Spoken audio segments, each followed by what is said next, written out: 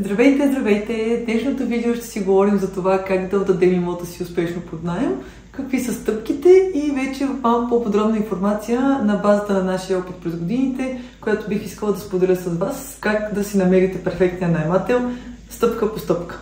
Това, което ми се иска да разкажа, е, че реално погледнато не е толкова лесно човек да премине през процеса, особено когато се сблъска за първи път. Има си своите специфики и съответно клипчета като това се надявам да могат да ви бъдат полезни, когато тръгнете да си отдавате имота под наем сами.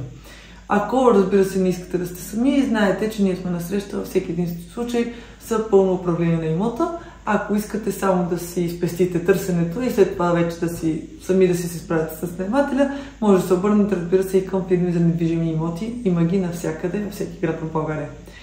И така, започваме с първата стъпка, а именно определяне на цената и анализ на пазара.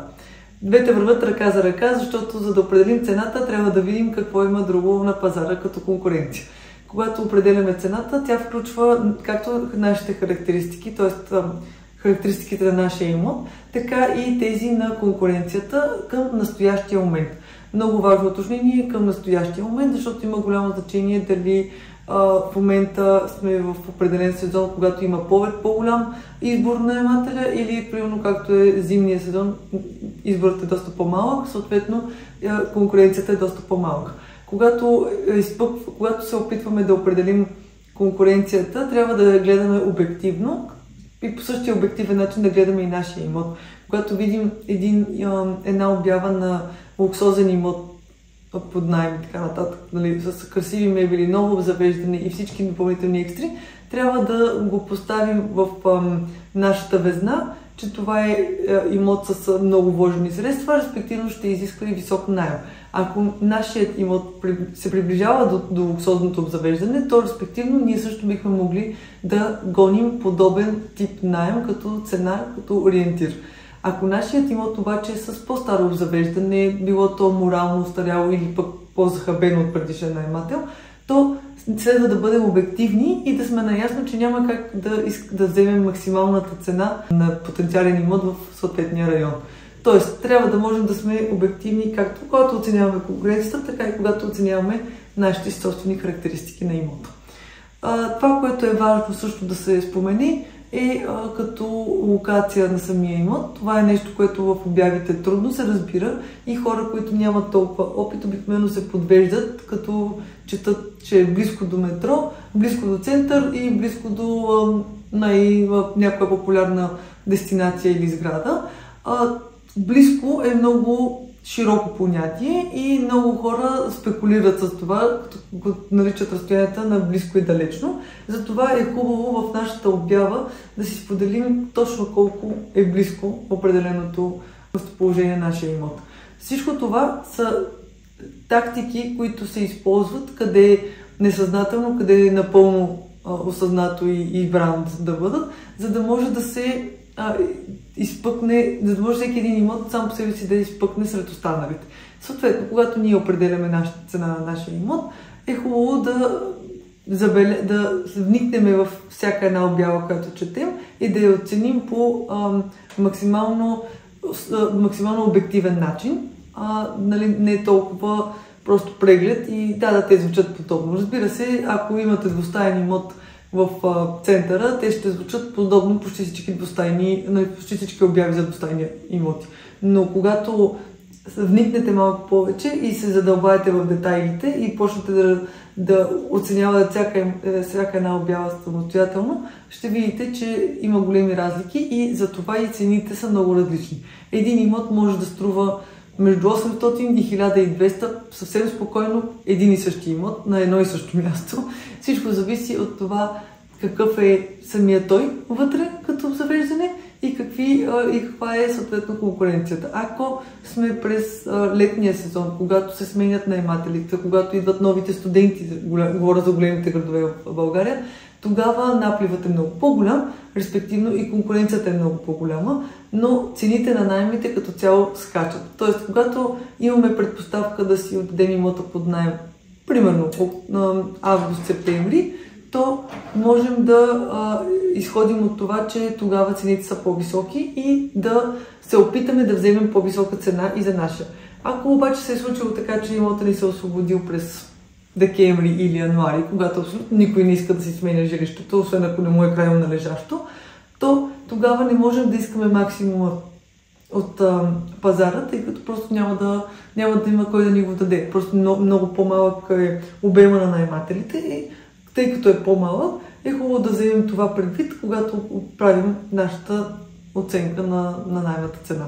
Това са сложни процеси, които не мога да ви обясня съвсем просто разговорно, но колкото и да са сложни, те са чиста математика и статистика. Нашите екипи съответно правят подробен такъв анализ, който се основава на широка база от данни през годините, как върват тенденциите на всеки един квартал самостоятелно и на самия град като цяло, така че да правим тези анализи сравнително по-бързо. Но това, че някой може по-бързо, не значи, че вие сами не може да си го направите. Просто изисква малко повече време и малко повече задълбочаване в всяка една от обявите на конкуренцията. Респективно, когато говорим за обяви, втория аспект на това как да отдадем имота си под наем успешно е именно писането на обява. Обявата може както да направи от имота ви един невероятен апартамент, който да бъде желан от повечето наематели, така може и тотално да го срине, ако обявата представлява от типа двустаен апартамент в центъра на София, това е.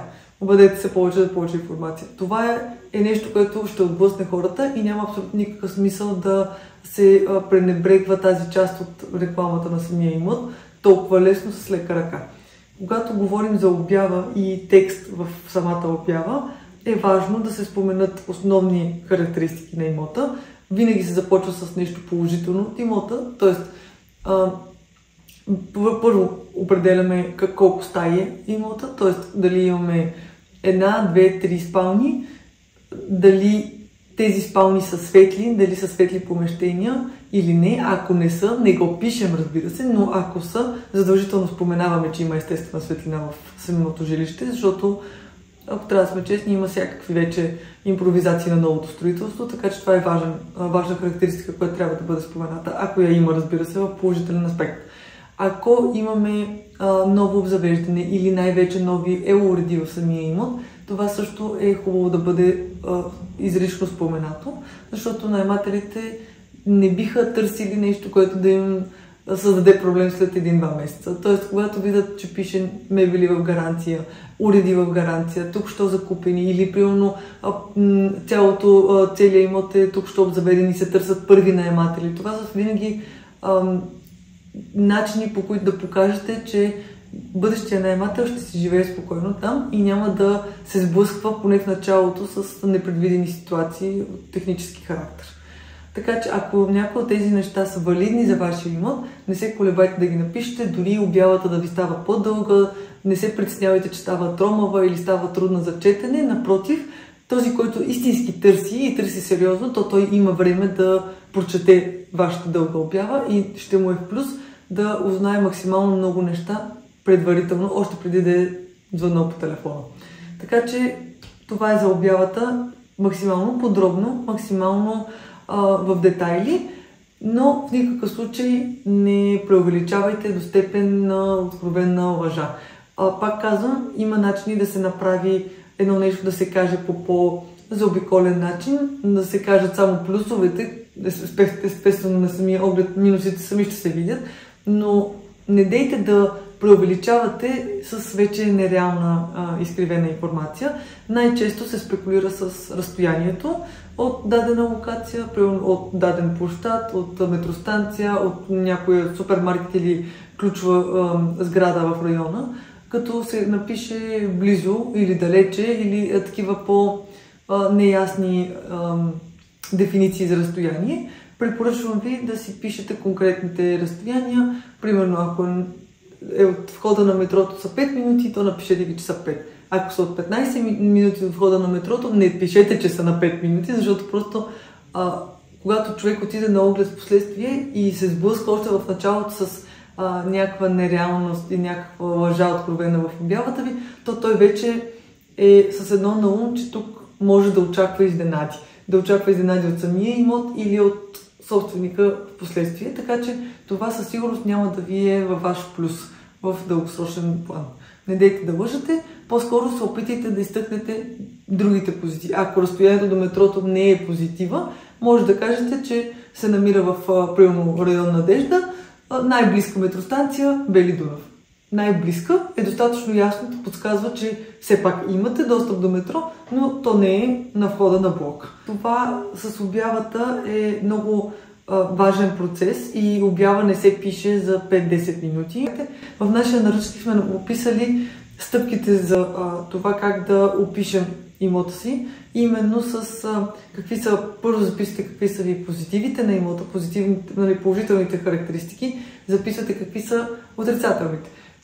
Мислите, можем ли тези отрицателни характеристики по някакъв начин да ги променим? Ако не можем, то можем ли по някакъв начин да обвържем самия текст, така че хем да стане ясно, че ги има, хем да се минимализират в съзнанието на човека. А след като сте направили това на скица или на бял лист хартия, тогава сядате и пишете обявата подробно, стъпвайки на тази база, която вече имате за самия имот, като обща картинка, дори за вас самите. Когато напишете текста за обявата, спирате, изчаквате да мине известно време, половин, един час, един ден, няма значение, може да не е цял ден, разбира се, но да има период, в който вече не мислите за нея и сядате и я прочитате от начало, за да видите дали ви звучи максимално изчерпателно. Ако звучи така, то вече е готово за публикуване. Ако не, редактирате. Просто това е процес, който не отнема 5 минути и пишеме стандартните клиширани изречения там и се стремим да изпъкнем. Няма как с клишета да се опитате да изпъкнете сред множеството обяви. Те са тонове обяви.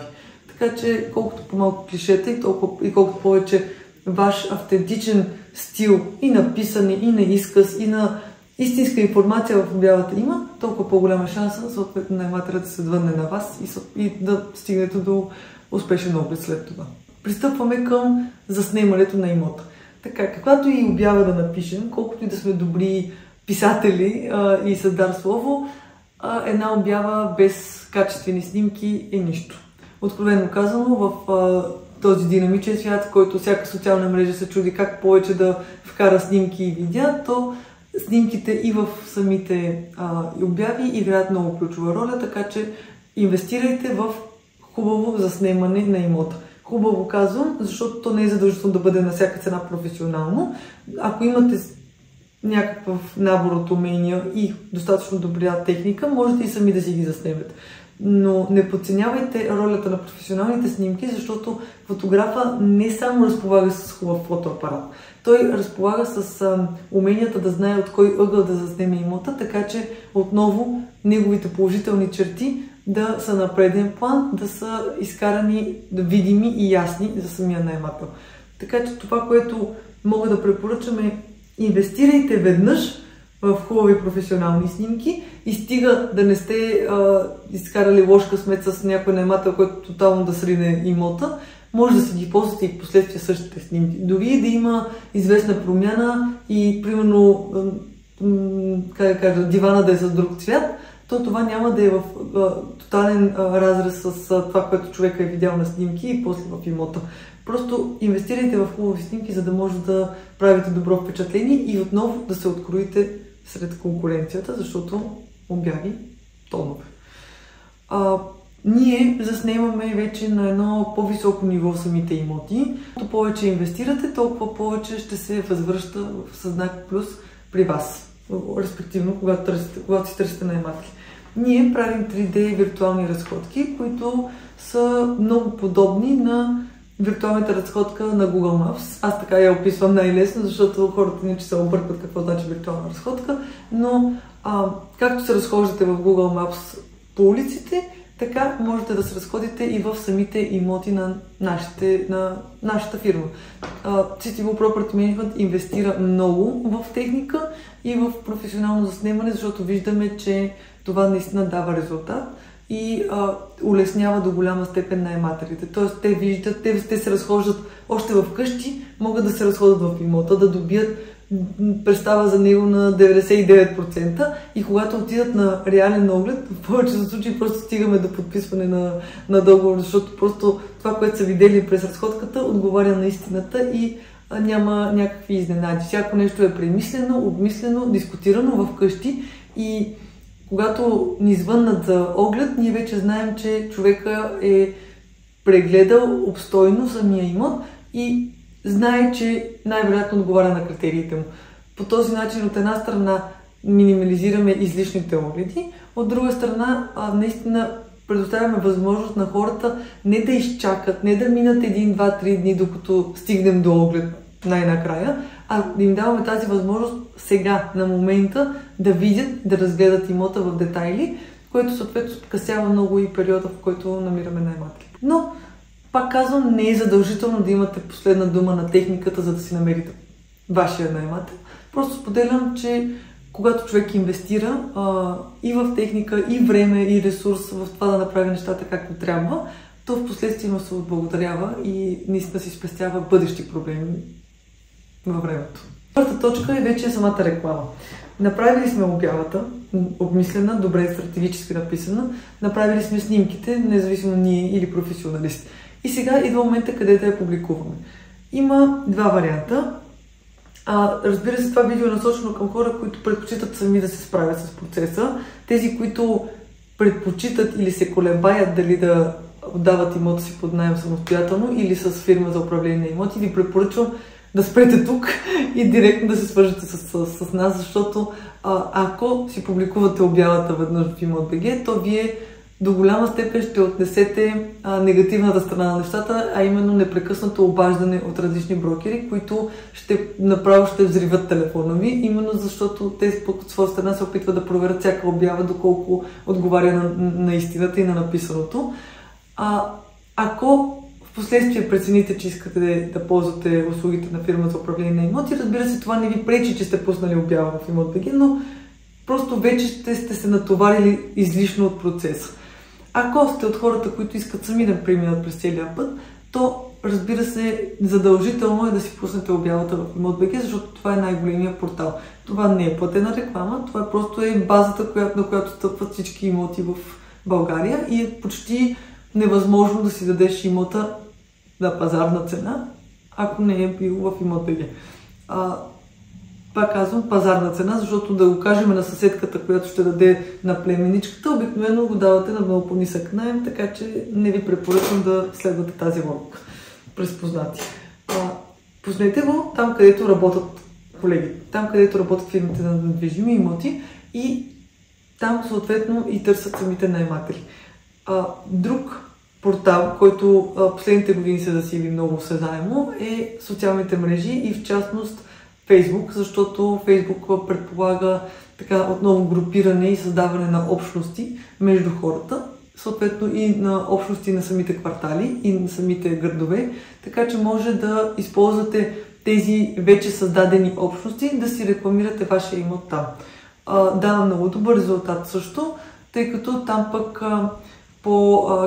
по-неформална е обстановката, там хората задават повече въпроси, имате възможност да дадете още повече информация за самия имот и респективно там пък поне ви пишат в месенджер, не ви извънат по телефона задължително, въпреки че пак е желателно където и да публикувате обявата си, да сте оставили на лесно достъпно място вашия телефон или вашия имейл адрес. В България мога да кажа, че телефона е най-предпочитания метод. За другите страни сме забелязали други тенденции, но няма значение.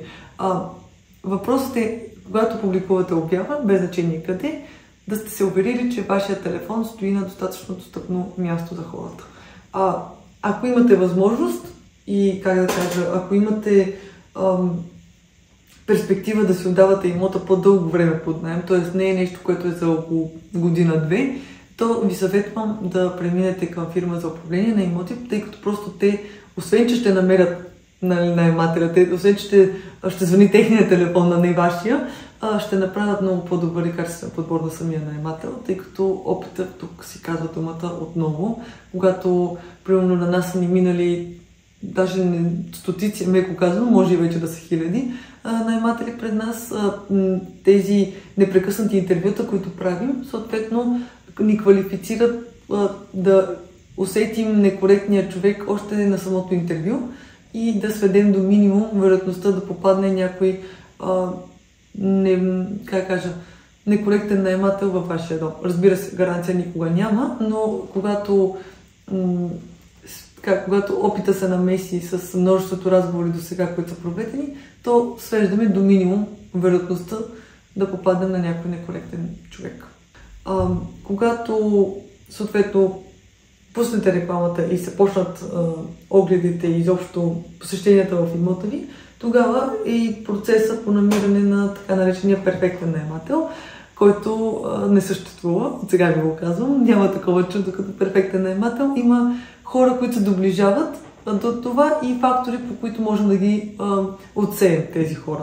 Но когато търсим перфектния наемател, имайте предвид, че първо за всеки човек думата перфектно се облича в някаква различна представа и второ, просто в комуникацията си с хората няма възможност никога да не изпаднете в ситуация, в която да имате различно виждане с наемателя, респективно той вече не е перфектен за вас.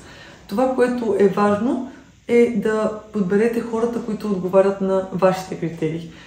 Първо, което е много важно, е да прецените човека дали възпитанието му, отношението му към самия имот и към вас също. Ако ви говори на вие и е с внимание, когато влиза в имота, гледа какво, дали оставя следи след себе си, гледа да не щупи нещо, това показва човека, че е внимателен и че най-вероятно ще се грижи за имота наистина като за свой дом. Ако човека ви говори на ти, влиза безпардонно и едва ли не той е някакъв цар, защото ще си търси жилище и някой трябва да го обгрижва, то това не е вашия човек и от сега мога да ви кажа, че имота ще ви го остави в тотален погром след като напусне, ако изобщо ви уведоми, че е напуснал, а не ви е задържал просто е така ключа, без да ви каже, че напуска. Така че всичко това са издайнически фактори, които на възпитанието, които могат да ви подскажат дали човека се очертава да е по-съвестен или респективно не такъв. Никога, пак казвам, няма гаранция, но каквото зависи от нас да направим проверката, ви съветвам да я направите. Когато говорим за проверка, задължително съветвам да се направи максимална проверка на финансовото състояние и на позицията, на работната позиция на самия човек. В Германия има набор от документи, които са задължителни и за съжаление в България са препоръчителни все още и съответно много малко наематели имат желанието да си ги предоставят. Именно кредитно досие, дали по някакъв начин може да се удостовери с месеци назад заплата, която му се превежда и така нататък, трудов договор, неща, които е хубаво, ако можете да ги видите, да ги изисквате. Ако не можете, защото това е много често срещано, отказват един вид, това е лична информация, то поне в неформален разговор се опитайте да разберете къде работи въпросният човек, какво работи, на каква позиция работи, за да може да се ориентирате колко евентуално би могъл да му бъде дохода, дали може да си плаща наема редовно или не. Не се притеснявайте да питате тези неща от от съображения да не навлизате в личното пространство на човека или по някакъв начин да не го обидите и така нататък. В крайна сметка, вие сте страна по договор и колкото е възможно повече информация трябва да бъде събрана, за да може да се подсигурите за бъдещата една година. Защото ако вие изпитвате неудобство да разберете сега колко му е заплатата на човека, то повярвайте ми, ще ви е много по-трудно да изисквате от него да си плати найема, когато вече той е закъснял с някаква друга седмица. Така че не си оставяйте нещата да по-късен етап, защото ако сега ще изпитате неудобството само да го водите този разговор, то утре ще изпитате неудобството да ви е задължнял с пари. И това със сигурност няма да ви хареса повече. И третото е вече тип как да кажа, малко по-общ житейски план, какъв тип наематели изобщо търсите. Дали търсите студенти, млади хора, дали имота ви примерно е в Студентски град или в Диана Бад, Дървеница. Тоест, ако сте в тази част на града, говоря в случая в частно за София, то вие най-вероятно търсите студенти. То най-вероятно имате някаква представа какъв е бита на съответния човек и можете пак отново в неформален разговор да се придържате към това да разберете как живее този човек. Ако искате, примерно, семейство, апартаментът ви е на тихо място, на спокойно място, то вие най-вероятно ще търсите двойка семейство, с дете, с 2 деца, няма значение. То тогава ще се ориентирате още от самите огледи дали човека отговаря на вашата представа за наемател. И няма нищо лошо да имате определени представи и да си търсите съответния човек. Не е нужно да се примирявате с всеки, който е звъннал по телефона.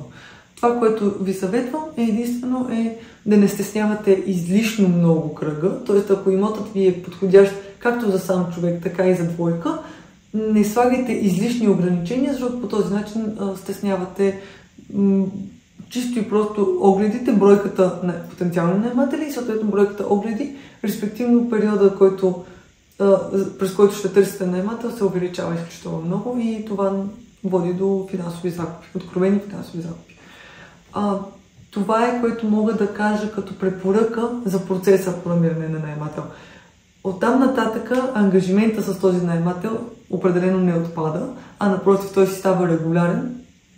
Почти всеки месец има нещо, за което човек да обсъжда с наемателя, било то плащане, било то ситуация покрай самия имот. И тук вече се намесва управлението на имоти като дейност, за която аз много говоря, колегите също много споделят под формата на видеа в нашия канал, под формата на статии в нашия сайт, така че не искам да сменям фокуса на видеото и ще спра до тук, но ако имате интерес да научите повече за самото управление на имоти, какво включва то, а то далеч не се изчерпва с намиране на наемател, това е работа на отдел наеми на фирмите за недвижими имоти, управлението на имоти е след това процеса и изпълнението на този договор, след това поддръжката на имота, това ако има наематели някакви въпроси, да се обърне към нас, а не към вас. Всичко това са процеси, които са във времето не приключват, а именно само се задълбочават, така че прочетете малко повече, може да видите информация на нашия сайт за какво точно включва управлението на имоти при нас. Така че пожелавам ви успех с намирането на наемател. Надявам се това видео да ви е било полезно. Ако е такова, ще се радвам да оставите един лайк. Ако имате допълнителни въпроси, нещо съм пропуснала и така, нещо, което е останало недоизяснено, не се колебайте да пишете в коментарите. На всеки един ще отговоря по максимално изчерпателен начин. И ако имате идеи за следващи теми от тази поредица, също може да ги споделите в коментарите, да направим по-пълноценен този канал.